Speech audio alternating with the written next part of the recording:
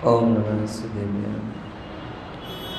नमो हरिहंताणं, नमो सिद्धाणं, नमो हरियाणं, नमो वज्रायाणं, नमो लोहे सहस्राणं,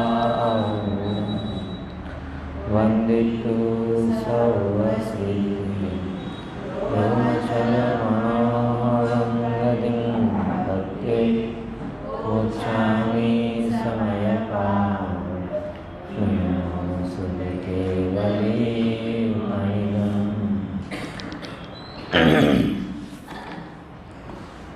अटल विश्व मर्यादा अचलित वस्तु स्थिति, इसको बताने वाली सुंदर गाथा 103 नंबर, जिस पर हमने चर्चा पूरी की। और सार उसका इतना है कि ना तो द्रव्य द्रव्यांतर रूप परिणमित होता है, ना स्वयं के गुणांतर रूप परिणमित होता है, तो अन्य के गुणांतर रूप होने का तो प्रश्न ही नहीं होता। और ये बात हमें जगाने के लिए काफ़ी है कि सुख और ज्ञान ये हमारे गुण हैं। जब ये आपस में बदले नहीं तो जड़ से कैसे बदल जाएंगे? नहीं आई समझ में बात? आपस में बदले नहीं तो जड़ से इनका बदलाव कैसे होगा? इसीलिए जो अन्य पर पदार्थों से सुख लेने की इच्छा है, अन्य पर पदार्थों से ज्ञान लेने की इच्छा है, ये आत्म स्वरूप का अज्ञान और संसार में सुख है, इस भ्रमणा पर आधारित विपरीत मान्यता है। जिसको भी सुख लेना हो, आज लेना है तो आज आत्मा में आओ, कल लेना हो तो कल आत्मा में आना पड़ेगा, और अनंत काल तक जगत में मजा आ रहा है तो आत्मा की जरूरत क्या है? घूमो फिरो मौज करो। दुखी होने की तैयारी हो उसे आत्मा की जरूरत नहीं है। जिसकी सुख होने की तड़प हो, सुखी होने की, उसे ही आत्मा दिखता है सारा। बहुत सारे लोग ऐसे कहते हैं, वो ऐसा करते, वो ऐसा करते, करने दो, उन्हें दुखी होना है। हमने कहा कि जगत के सारे लोग सुखी हो जाएंगे? हमने कहा कि सब मोक्ष चले जाएंगे? हमने कहा कि सब आत्मदृष्टि सम्यक दृष्टि हो जाएंगे? अब आपकी समस्या ये है, जिसकी भी है, जो देख रहा है, जो दिख रहा है, उसको आप देख रहे हो, उसकी जैसा बन रहे हो, बनना चाहते हो, लेकिन वास्तव में वो सुखी हैं कि दुखी, ये निर्णय नहीं कर पाते। तो वो ऐसा कर रहे हैं, कोई दिक्कत नहीं है, क्योंकि जगत में अधिकतर जीव ऐसे ही कर रहे हैं। तो अधिकतर जिनका परिणमन होगा वो उसका होगा, और अधिकतर का परिणमन अधोगमन है तो वो भी अधोगमन में जाएंगे। उनको देखकर तुम भी अधोगमन में जाओगे। अगर ऊर्ध्वगमन चाहिए या भवगमन का अभाव चाहिए तो आत्मा में जमना पड़ेगा। आज तो आज, कल तो कल, जब भी सुख लेना हो तो आत्मा में ही जमना पड़ेगा। क्योंकि वो होता है ना, हमारी दूसरी और कोई ब्रांच नहीं, ऐसे लिखते हैं ना जगह में, हमारी नक्कालों से सावधान, हमारी कोई दूसरी ब्रांच नहीं। ऐसे यहाँ पर कह रहे, ये जीव, ये नक्कालों से सावधान, सुख के लिए हमारी कोई दूसरी ब्रांच नहीं है। ठीक है ना? ये जी। और मुझे ज़्यादा सीखना भी नहीं है, सिखाना भी नहीं है, और आपको भी इससे ज़्यादा सीखने सिखाने की ज़रूरत नहीं है। सच बता रहा हूँ, सुख मेरे में है ये जानकर अपने में जम जाओ, और जो रागादि भाव हैं जो दुखी करने वाले हैं उनसे हट जाओ। इतना तो मोक्ष मार्ग है। क्या बोला? बोलो बोलो। सुख मेरे में है ये जानकर अपने में जम जाओ, बराबर। और रागादि भाव मुझे मेरे स्थान से हटाने वाले हैं, इसीलिए रागादि के कारण अपने से मत हटो, रागादि से हटकर अपने में डटो। आई कि नहीं ये बात ख्याल में? दोनों को समझना। रागादि के कारण अपने से मत हटो, बल्कि रागादि से हटकर अपने में डटो। डटो समझ गए ना? डट कर लड़ना बोलते हैं ना, डट कर जम जाना। तो रागादि से हटकर अपने में डटो, बस इतना सा काम है। मोक्ष मार्ग इससे ज्यादा है ही नहीं। क्या होगा? अपने में जमोगे, पूर्व के बनेंगे नहीं, बराबर।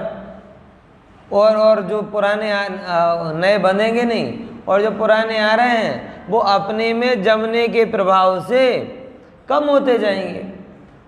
नया बन नहीं रहा, पुराना कम होता जा रहा है, होता जा रहा है। मोक्ष का मार्ग चालू हो गया। अब आप एक राग से हटकर दूसरे राग में डटोगे, दूसरे से हटकर तीसरे में डटोगे, तीसरे से हटकर 4 में डटोगे। डटते जाओ, संसार में बढ़ते जाओगे। गुजराती में कहेवा जाइए तो डाटी देवामा आवशे। तमे जो बहु आ रागादी भाव में डट्या रहशो तो संसार में गड़ा दिए जाओगे आप। पता भी नहीं पड़ेगा अनंत निगुद राशि के बीच में कहाँ शेयर कर रहा हो। सही बोल रहा हूँ हैं? आज हमें सेपरेट सीट चाहिए, सेपरेट बेड चाहिए, सेपरेट रूम चाहिए, सेपरेट ये चाहिए, सेपरेट वो चाहिए। रागादि की संगत नहीं छोड़ी तो 3 लोग में कहाँ घूमते फिरोगे सूक्ष्म शरीर को धारण करके, खबर नहीं पड़ेगी। आएगी नहीं है बस। क्या कहें, जीव की थोड़ी सी सद्बुद्धि हो तो अपनी दृष्टि आए। जीव में थोड़ी सी सद्बुद्धि हो ना तो अपनी ये सद्बुद्धि आए। ओहो, अटल विश्व मर्यादा, अटल विश्व मर्यादा। कोई किसी को चलायमान नहीं कर सकता, कोई किसी को बदल नहीं सकता। सब अपने अपने में परिणमित होते हैं, अपने अपने में परिणमित होते हैं। ये जानकर सारे भावों का अभाव हो जाए, दुर्भाव का अभाव होता है और अंदर में सम्यक्त भाव का प्रादुर्भाव होता है। अद्भुत है प्रभु तत्व। देखो अब क्या कहते हैं, ये 102 तो हुआ ना, 103 हुआ है ना। मतलब सर्व प्रकार से यहाँ पे निर्भर कर दिया। अपने को भी बदलने की चिंता छोड़ दो, अन्य को बदलने की भी चिंता छोड़ दो, अपने में जम जाओ, बस अपने में रहो। सब काम बाहर का अपने आप हो जाएगा। अपने में से हटोगे तो कुछ नहीं होगा, हैं? देखो अब 104 नंबर की गाथा आती है। ऊपर कहेला कारणे आत्मा खरेखर पुद्गल कर्मोनो अकर्ता ठर्यो एम हवे कही छे। ये जानकर आत्मा कैसा हुआ? पुद्गल कर्मों का अकर्ता क्या हुआ? क्योंकि यहाँ कह रहे हैं ना कि अपने अपने रूप परिणमित होता है, द्रव्यांतर गुणांतर रूप परिणमित संक्रमित नहीं होता। तो जो पुद्गल कर्म है वो पुद्गल कर्म जीव द्रव्य थोड़े है, वो पुद्गल कर्म तो पुद्गल है, और पुद्गल होने के कारण वो उसमें ही परिणमित होगा, मेरे में परिणमित होता नहीं। और जब मेरे रूप परिणमित ही नहीं होता तो यहाँ परिणमति सा करता कहाँ से घटित होगा?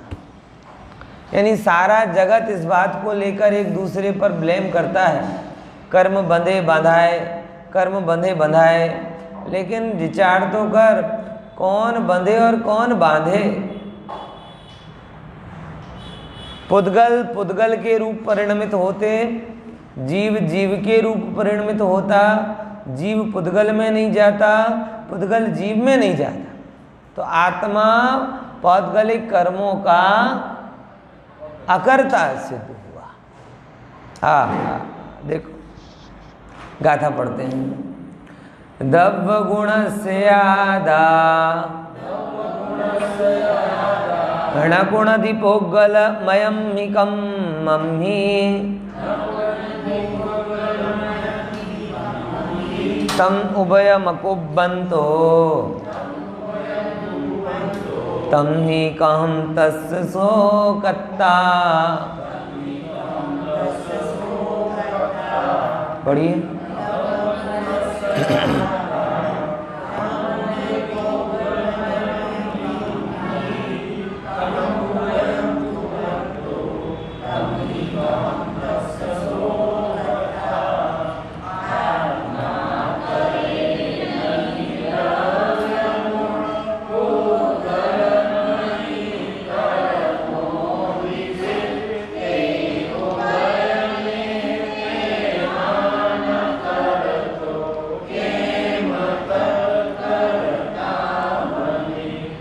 लॉजिक क्या दे रहे हैं यहाँ पर? उभयम अकुब्बन्तो तस्य शोकत्ता कहम होन्ति। दोनों को नहीं करता तो आत्मा कैसे करता बनेगा? किन दोनों को नहीं करता? पुद्गल द्रव्य को नहीं करता और उनके गुणों को नहीं करता। अब देखो जरा समझ लेते हैं। अनादि से जैसे सोना है ना, सोना, सुनार ने सोने का क्या किया?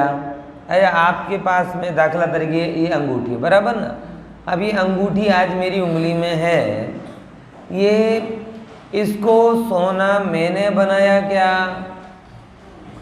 और अगर मैं बना सकूं तो फिर चांदी क्यों? हीरा है।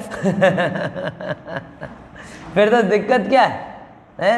हर चीज को सोना बना दो, ना दुकान जाना, ना व्यापार पे जाना, ना नौकरी में जाना, कुछ नहीं करना है, सोना बनाओ। तो बोलो सोना बनाया जाता है कि सोना खोजकर शोधा जाता है? बनाया नहीं जाता। अगर बनाने का होता तो सारा जगत ऐसे कहे ना, सोने की कीमत ही नहीं होती।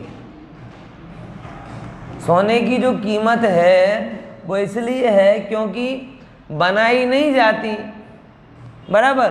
गुण धर्मों के कारण कीमती है वो चीज़, लेकिन आप उसे बना नहीं सकते।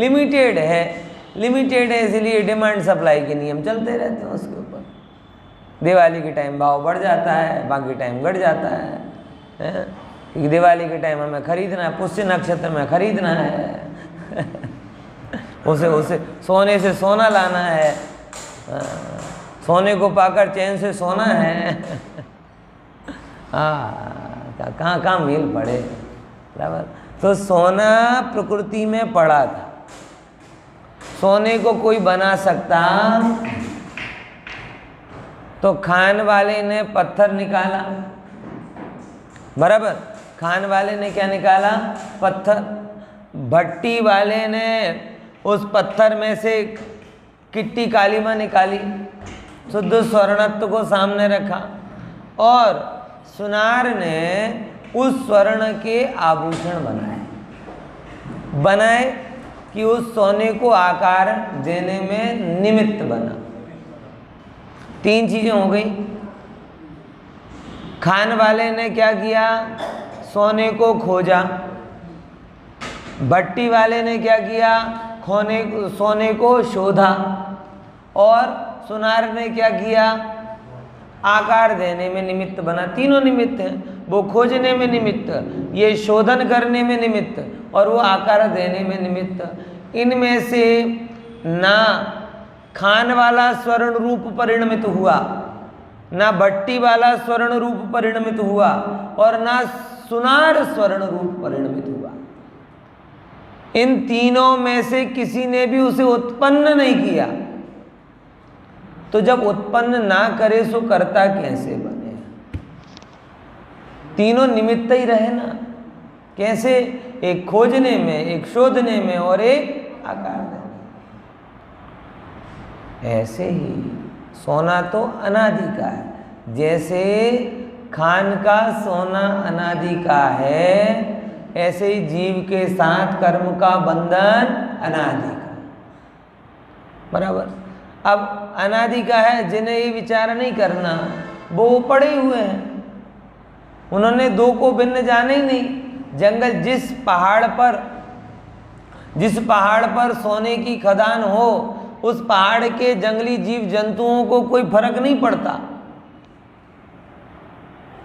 कि इस जमीन, वो तो उन्हें गरज ही नहीं। ऐसे ही बहुत सारे निशाचर जीव ये आत्मा और कर्म को भिन्न मानते ही नहीं। निशाचर बोल रहा हूं मैं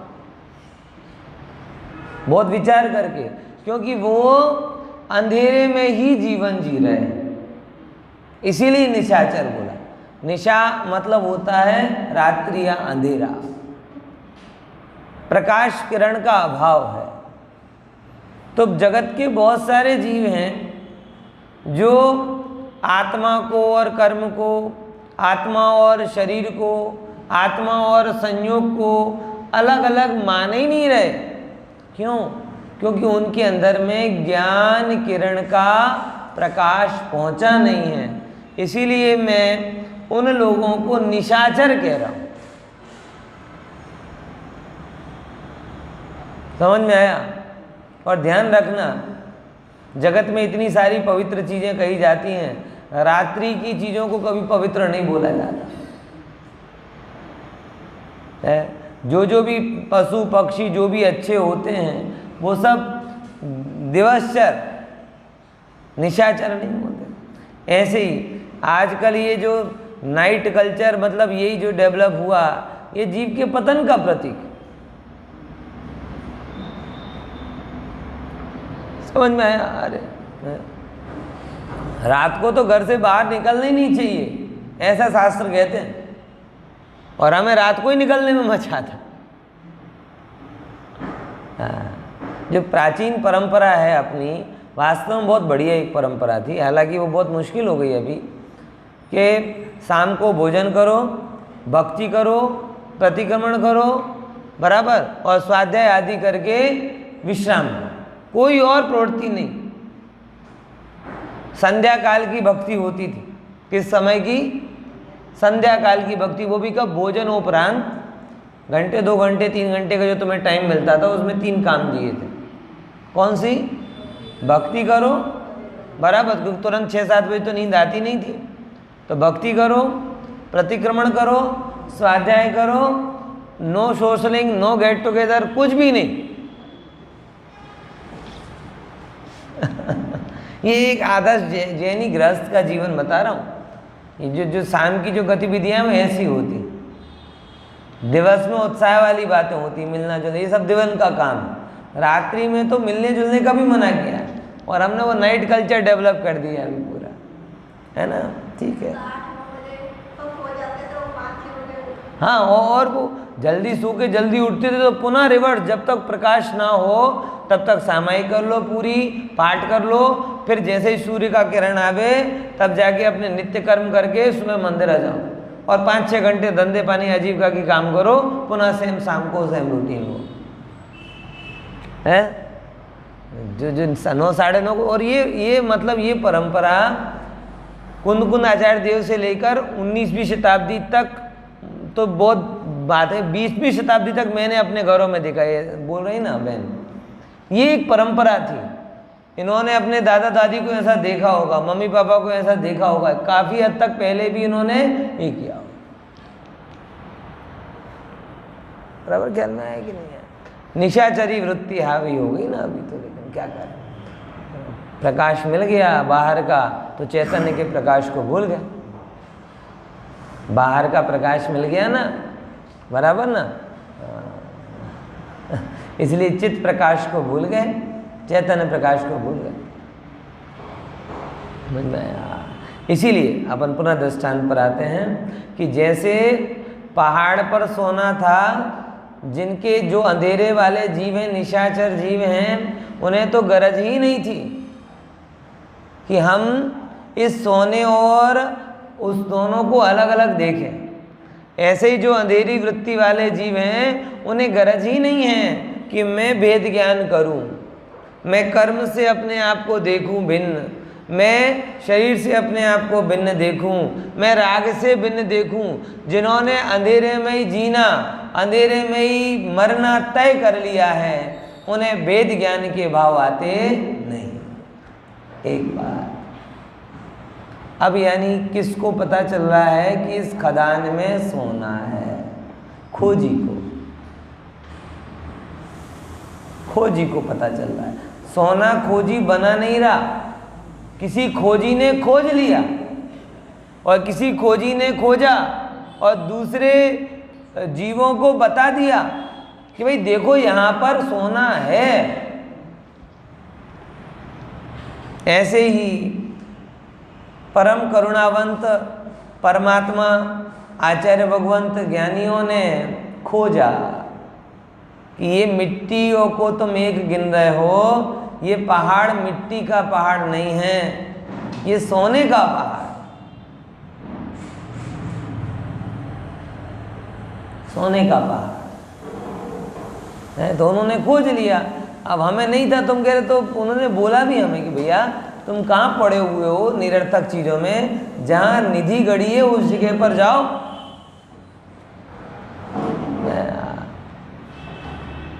मैं कल विचार कर रहा था सोनगढ़ का, तो मेरे अंदर कि जैसे गड़ा हुआ सोना प्रकट करने के लिए लोग कितने उपाय करते हैं, सोनगढ़ में भी यही बात है। जो गड़ा हुआ स्वर्ण स्वभाव था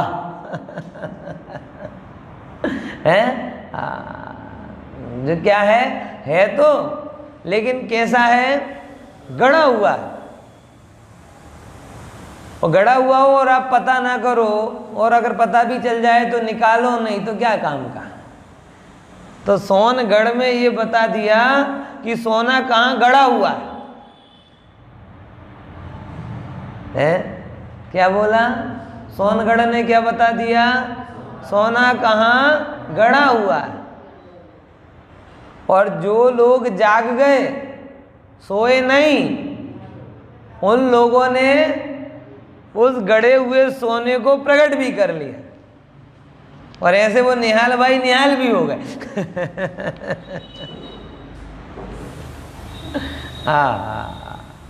आया कि नहीं है? ऐसा तो जैसे कोई सोने को बनाता नहीं है, ऐसे ही आत्मा को अन्य रूप होता नहीं है। वो तो अलग अलग ही थे, लेकिन एक साथ थे, अज्ञानियों को पता नहीं चल रहा था। ज्ञानियों ने बता दिया कि देखो ये दो चीज़ें हैं, एक सोना है और मिट्टी है। तो फिर खोजी ने खोज लिया, बता दिया। अब खोजनी ने तो बता दिया, अब हम मिट्टी और उसको लेकर आए, और शोधन करने वाले ने क्या कर दिया? मिट्टी को अलग और सोने को अलग। ये भेद ज्ञान की भट्टी का प्रताप है। किसका प्रताप है? भेद ज्ञान की भट्टी। कि भेद ज्ञान की भट्टी में जब मिट्टी और सोना दोनों डाले तो मिट्टी तो अलग निकल गई और सोना गोल पिंड वो क्या हो गया? ज्ञान की भट्टी का तो शोधन में निमित्त बन गया। अब वो शुद्ध सोना आया, अब वो शुद्ध सोना क्या होगा? वो अलग अलग पर्यायों में आ जाएगा। पहले पड़ा हुआ था, कोई काम में नहीं आता था, उसके आभूषण नहीं बनते थे। शुद्ध सोना आ गया तो उसकी बीटी बूटी बंगड़ी हार चूड़ा सब बन गया। अब सब देखो से देखकर गदगद हो रहे, तब वो आभूषण सोनी उसमें निमित्त बन गया। तीनों चीजों में जगह है ना, तीनों चीजों में एक में कर्म और आत्मा की भिन्नता को बताया गया, दूसरे में कर्म और आत्मा को भिन्न किया गया, और तीसरे में कर्म रहित आत्मा की निर्मल पर्यायों का श्रृंगार दिखा। तीनों बातें ख्याल में आ गई? समझे कि नहीं समझे? फिर से तीन दशा बताई थी ना, खोजी, शोधी और सोनी। कौन तीन लोग थे? खोजी, शोधी और सोनी। खोजने वाले ने खोजा, शोधने वाले ने शुद्ध किया वेद ज्ञान की भट्टी से, और जो शुद्ध माल मिला सोनी ने उसके आभूषण बना दिए। तीनों ने कर्म पर काम किया, लेकिन कर्म को बनाया नहीं।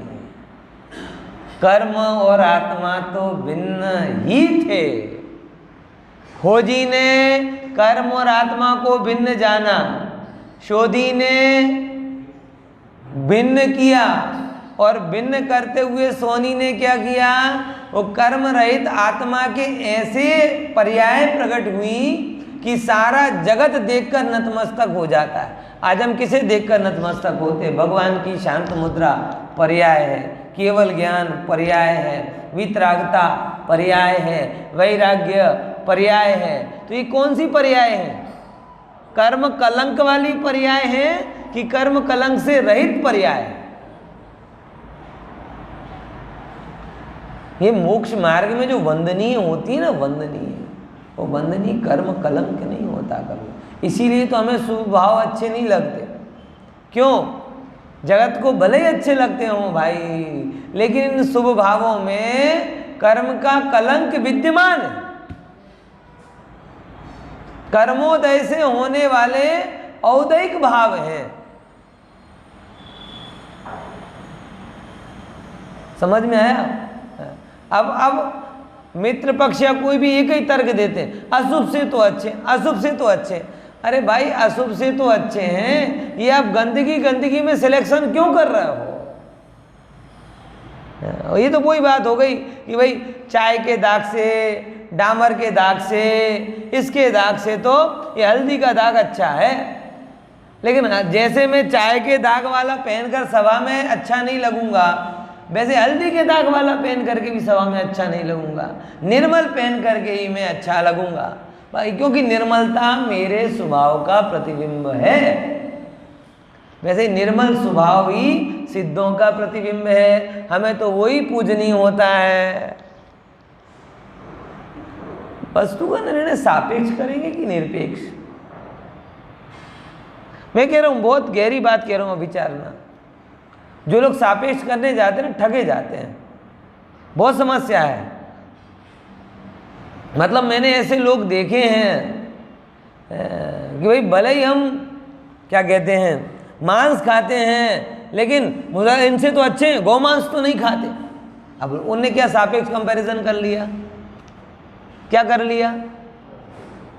अब मांस का अपन विचार भी ना करो, लेकिन उनने खुद की एक प्रतियोगिता बना ली, खुद का प्रतियोगी बना लिया और खुद को विनर घोषित कर दिया। ये होता कि नहीं होता? फिर से समझना बात को। खुद की प्रतियोगिता बना ली, खुद का कॉम्पिटिटर बना दिया और खुद को ही। ऐसा निर्णय होगा क्या? सापेक्ष निर्णय होगा क्या कि निरपेक्ष निर्णय होगा? और जो सापेक्ष निर्णय करने जाएंगे वो ये इसमें जाएंगे, वो कहे भले ही मांस खाओ लेकिन गौ मांस मत खाओ। आज जगत में बहुत चल रहा है, तुम 50 प्रकार के मांस खाओ कोई प्रॉब्लम नहीं, बीफ खा लो तो गौ माता खतरे में जाती। बहुत सारे ऐसे हैं, ये खाते हैं रेड मीट, वो भले ही फिश खा लेते हैं, रेड मीट नहीं खाते। बहुत सारे ऐसे कहते हैं कि भले ही वो क्या कहते हैं ये आलू अंडा खा लेते हैं। मतलब क्या क्या चल, मतलब ये जो है ना सापेक्ष, इससे तो ये अच्छा है, इससे तो ये अच्छा है, इसमें आप कहीं के नहीं रहोगे। वस्तु स्थिति सापेक्ष नहीं समझी जाएगी। जब आपको निर्णय करना हो तत्व निर्णय, तो निरपेक्ष करना पड़ेगा। कि कौन निरपेक्ष है? बोले शुद्ध स्वभाव वो ही एकमात्र उपाधि है, वो ही आराध्य है, वो ही ग्राह्य है, वो ही प्राप्य है, और अशुद्धता हमें प्रिय नहीं। क्योंकि उसमें क्या है? कर्म का कलंक विद्यमान है, इसलिए कलंक की शोभा नहीं होती, शुद्धता की शोभा होती। पॉइंट समझ में आया? ख्याल में आया कि नहीं आया? तो खोजी, सोधी और सोनी तीनों धातु को बना नहीं रहे, धातु को होने में, परिणमन होने में, शुद्ध करने में, श्रृंगार करने में निमित्त बन रहा, और अज्ञानी उसे नहीं जान रहा तो उस रूप निमित्त है, वो भी कोई सोने को बना नहीं रहा। ऐसे अब चार जीव है, एक अज्ञानी अंधेरे में रहने वाले, वो कर्म को ही अपना मान रहे, कर्म कलंक को ही अपना मान रहे, जीव को भूल रहे, वो भी आत्मा को बना नहीं रहे, कर्म को बना नहीं रहे, क्योंकि भिन्न तो वो भी हैं लेकिन वो जाने नहीं रहे, उनने भी जीव को बनाया नहीं, द्रव्यांतर परिणमन नहीं किया। फिर दूसरे नंबर खोजी जिसने जो भिन्न भिन्न बताया, क्या उसने सोने को बनाया? जैसे सोने की खोज करने वाला सोने को बनाता नहीं, बताता है, वैसे ही कर्म और आत्मा की भिन्नता बताने वाले आत्मा को बना नहीं रहे। अरे कर्म को भी नहीं बना रहे, कर्म भी बने बनाए हैं, आत्मा भी बनी बनाई है। ये खोज करने वाले क्या बता रहे? कौन सी खोज की? कि ये दोनों भिन्न भिन्न हैं, ऐसी खोज हुई है। समझे कि नहीं समझे? भारत को किसने खोजा है? किसने खोजा? वास्को डी गामा ने। कौन आया था सबसे पहले? है कोलंबस। कोलंबस नहीं आया था, Vasco D gamma. Columbus America पहुंचा था। हाँ, वास्को डी गामा इंडिया आया था, कोलंबस अमेरिका पहुंचा। अब कहते हैं वास्को डी गामा ने भारत की खोज की, तो वो अपने साथ भारत लेकर आया था क्या? भारत था, हजारों साल का हमारा इतिहास है, करोड़ों लोगों की आबादी थी, तो उसने खोज की क्या बताया? कि यहाँ एक जगह है, डिस्कवरी की, इन्वेंट नहीं किया। तो जो भी खोजी होते हैं वो डिस्कवर करते हैं, मतलब पहले ये सत्य कवर था, पहले सत्य क्या था? कवर था। आत्मा, अज्ञानियों को क्या लग रहा था? आत्मा और ये शरीर एक लग रहा था, और खोजियों ने क्या कर दिया? उसे डिस्कवर कर दिया, यानी आत्मा अलग है और शरीर। तो खोजियों ने आत्मा को बनाया क्या? नहीं। खोजियों ने कर्म को बनाया क्या? बोले नहीं, दोनों पहले से थे। उन्होंने क्या कर दिया? डिस्कवर कर दिया कि देखो ये दो चीजें एक मत समझना। बोले अब ये तो ठीक है, शोधियों ने क्या किया? शोधन करने वालों ने भिन्न भिन्न को भिन्न भिन्न कैसे किया जाए। भट्टी में गए, सोने को डाला, मिट्टी भी गई और सोना अलग, तो उन्होंने अब बनाया क्या? उनने भी नहीं बनाया, अलग अलग वस्तु को अलग अलग कर दिया। अब जो अलग शुद्ध वस्तु आई, सोनी ने उसे क्या बना दिया? आकार बनाया। तो दृष्टि में वेद ज्ञान के बल से जो शुद्ध स्वभाव दिखा, वो चैतन्य सुनार के पास गया, उस शुद्ध स्वभाव का सम्यक दर्शन, सम्यक ज्ञान, सम्यक चारित्र रूप पर्याय बन गए। अब अकर्म का क्या हुआ? वो कर्म अलग हो गए, ना बनाए थे, ना बिगाड़ा था और ना नाश किया। वो पहले भिन्न थे, बाद में भिन्न हो गए। पहले एक में एक दिखते थे, अब भिन्न भिन्न हो गए, बस इतना सा काम किया। तो कर्म का कुछ किया क्या हमने?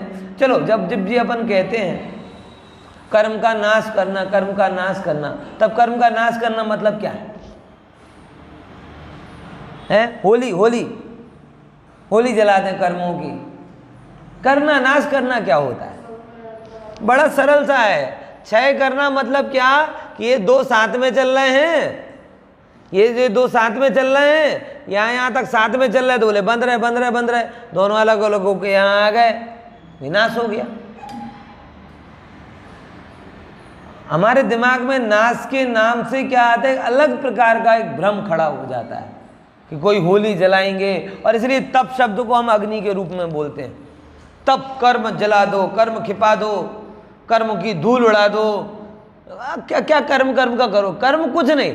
जो जीव और कर्म साथ साथ चल रहे थे, वो जीव रूप रह गया, कर्म अलग हो गया, इसको ही क्षय करना बोलते हैं।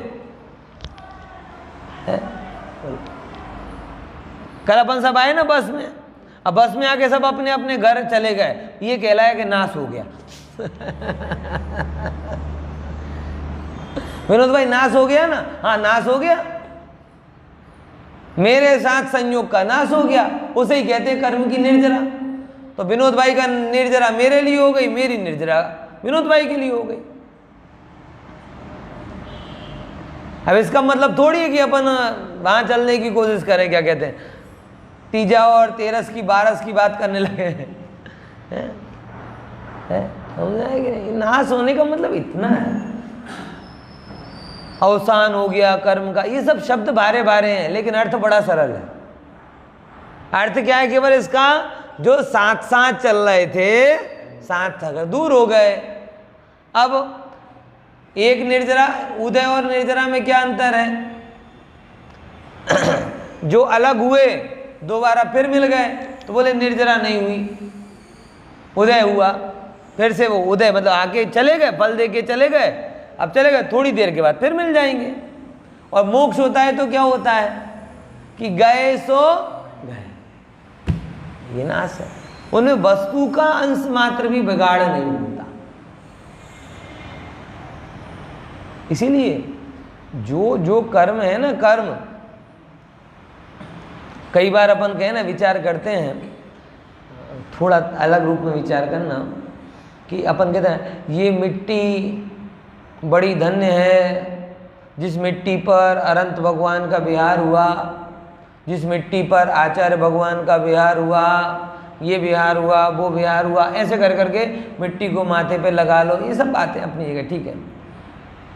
ऐसा भी हो सकता है ये कर्म बड़े धन्य हैं जो कल अनंत को बंधे थे, आदिनाथ को बंधे थे, अजितनाथ को बंधे थे, संभवनाथ को बंधे थे, महावीर। अरे कोई नए कर्म थोड़ी आ रहे, वही कर्म परमाणु है भाई साहब। ना ना हो तो कर्म थोड़ी धन्य हो, केम माटी धन्य हो तो कर्म केम धन्य ना हो? जो संयोग मात्र के कारण मिट्टी धन्य हो जाए तो संयोग के कारण कर्म धन्य क्यों नहीं होंगे?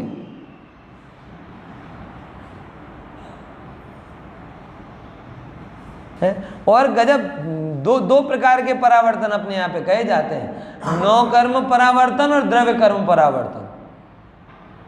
क्या बोला? नौ कर्म परावर्तन और द्रव्य कर्म परावर्तन।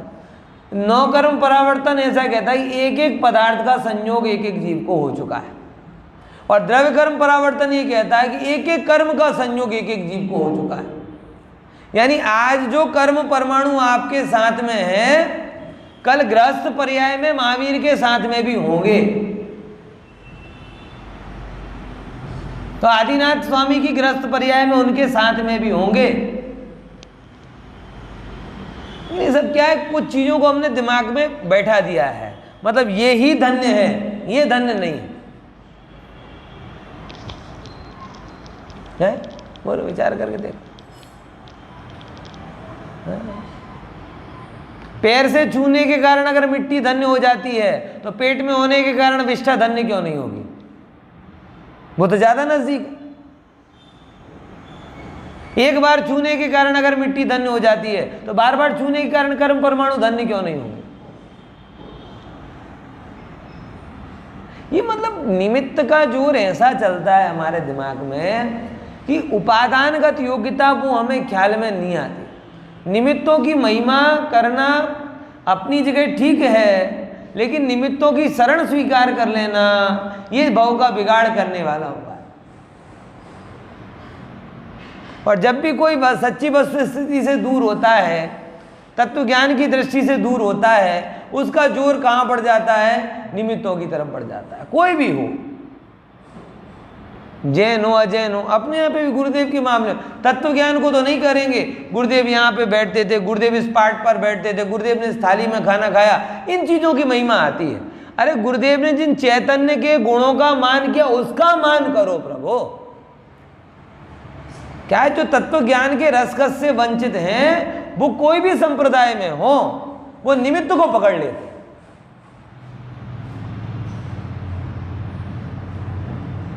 समझ में आया कि नहीं आया? कोई भी संप्रदाय में, क्योंकि अज्ञानियों के पास विजन नहीं होता और उनकी महिमा आती।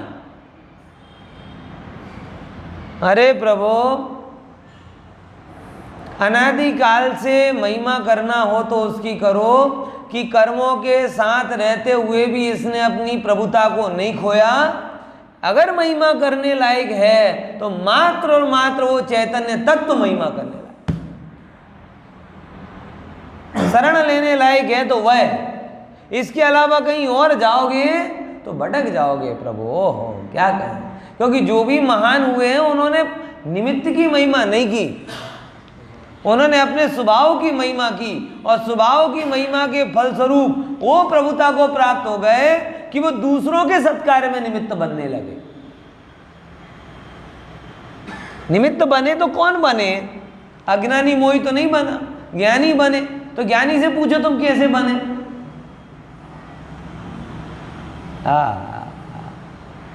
ख्याल में आया? इसलिए प्रभु थोड़ा गंभीरता से, कर्मों और ये जीव के साथ क्षय क्षय क्षय कुछ नहीं है, क्षय निर्जरा निर्जरा कुछ नहीं है, अरे मोक्ष भी कुछ नहीं है। कल अगर आपने वहां पे प्रवचन सुना हो और गर्मी के कारण अगर आपका ध्यान प्रवचन में रहा हो तो, नहीं तो सुना तो सब ने, लेकिन रहा हो तो, गुरुदेव बड़ी गहरी और गंभीर बात कर रहे थे कल। इतनी अद्भुत बात थी कि ये ज्ञान स्वभाव सर्वशुद्ध ज्ञान अधिकार में जो ज्ञान स्वभाव, ये बंध मोक्ष की पर्याय का भी करता नहीं। बंध मोक्ष की पर्याय का भी, बंध मोक्ष की पर्याय को भी जानता है। ना तो जीव बनता है और ना मुक्त होता है। और एक और बात बार बार वो कह रहे थे, क्या? कि ये है तो है ऐसा ही, तेरी दृष्टि करे तो ऐसा है, नहीं हो तो कुछ। बोला, समझ में आया? ये निधि ऐसी है। हम क्या करते हैं कि विचार करके देखो, ये चीज़ तो महिमाशाली है, लेकिन ये महिमा ऐसी नहीं कि जिसकी क्या है, बाजार की महिमा तुरंत पता चल जाती है, क्योंकि उसका एक पैरामीटर है कैसा, पैसे का। कोई भी अगर किसी से बोल दे ये 15,000 का है, 25,000 का, किसी से पूछो कि कौन सा अच्छा, बोले ये। क्यों? हमारे पास एक पैरामीटर है धन का। लेकिन जो आत्मा की महिमा है, इसको बताने का कोई मार्केट वाला पैरामीटर नहीं है। और यही हमारी सबसे बड़ी भूल है। बनिए अगर भूले हैं तो इसी में भूले। हर चीज को कीमत से तौलोगे तो आत्मा नाकामी मिलेगी। क्यों? क्योंकि आत्मा की कीमत लगाई नहीं जा सकती। शू प्रभु चरण कणे धरूं, आत्मा थी ए तो प्रभुए वर तू चरणा। आत्मा से सभी गजब है। चैतन्य तत्व इतना महिमाशाली, कर्मों के साथ में रहकर भी निजता को जिसने छोड़ा नहीं, प्रभुता को जिसने छोड़ा नहीं, बराबर उसकी तरफ दृष्टि नहीं की, उससे अपने आप को जोड़ा नहीं, फिर भी उसने अपने को छोड़ा नहीं। विचार करके देखो, हमने सबसे जोड़ा अपने आप को। 7 समुंदर पार कोई मित्र हो जिसने फेसबुक पर रिक्वेस्ट जोड़ दी हो, उसकी एक्सेप्ट कर ली। रिक्वेस्ट, फ्रेंड रिक्वेस्ट बोलते हैं ना। 7 समुंदर पार है, जिंदगी में कभी मिला नहीं, लेकिन भेजी तो उसकी एक्सेप्ट कर ली। ये चैतन्य विनायक प्रभु हर पर्याय में रिक्वेस्ट पहुंचाता है। प्रभु अब तो दृष्टि करो, अब तो दृष्टि करो। ना ना करवी छे पण पती गयो। पण लगायो એટલે પત્યું, पण लगायो એટલે પતી गयो।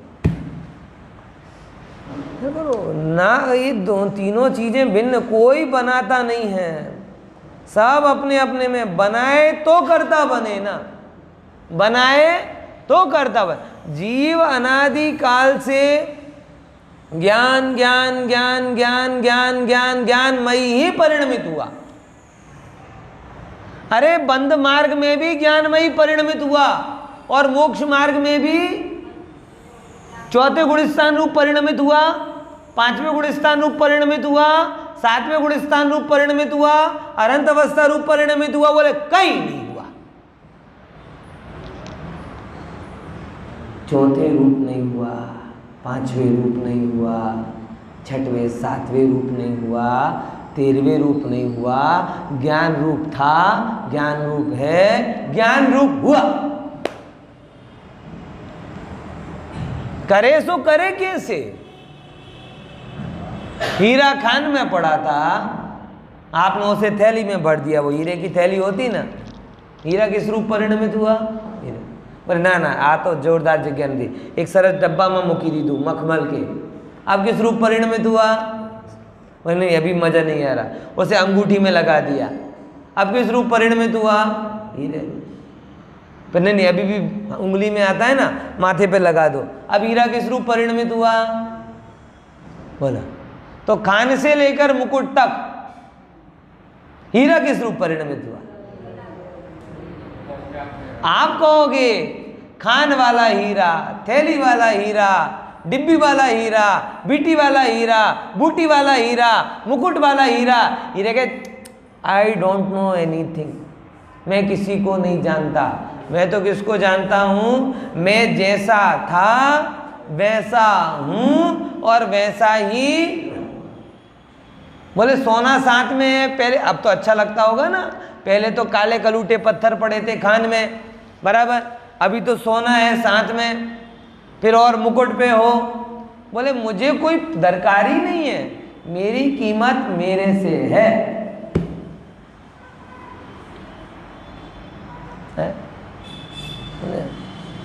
समझे कि नहीं समझे? ख्याल में आया? किसकी कीमत किससे? चैतन्य तत्व तो ऐसा है। कर्मों को करे तो करे कैसे? आत्मा के ना हाथ है, ना पैर है ना दिमाग है, दिमाग भी अपना नहीं है, क्या है? केवल ज्ञान। ये सब ऊट पटांग चीजें है ही नहीं। ग्रहण करने के लिए हाथ नहीं है, ठुकराने के लिए पैर नहीं है, उलझने के लिए दिमाग नहीं है।